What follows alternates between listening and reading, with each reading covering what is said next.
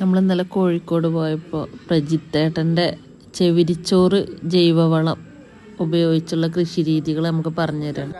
ഇനത്തിൽപ്പെട്ട ചിപ്പിക്കൊണ്ട് വിത്താണ് ഈ കാർബോർഡ് ഡെവലപ്പ് ചെയ്തിട്ടുള്ളത്.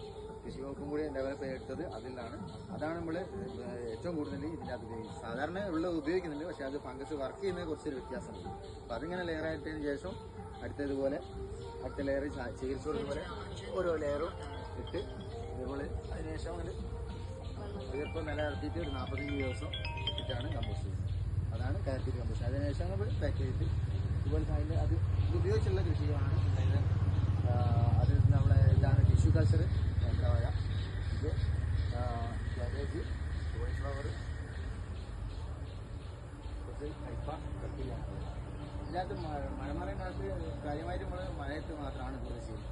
വേനലിൽ ഇതിൽ ചൂട് കൂടുതൽ, പുറത്തുള്ള ചൂട് അതേപോലെ വരും. അപ്പം വേനലിൽ കുറച്ച് ബുദ്ധിമുട്ടാണില്ല. അപ്പം അസുഖങ്ങളൊക്കെ കുറയും. നിയന്ത്രിക്കാൻ സൗകര്യം, കൊടുക്കാനും സൗകര്യമാണ്. ഡ്രിപ്പ് ഇറിഗേഷനും അതുപോലെ തന്നെ ഫോഗൊക്കെ ചെയ്യുകയാണെങ്കിൽ ഇതിനകത്ത് കുറച്ചുകൂടി നന്നായിട്ട് വേനൽ ചെയ്യാം.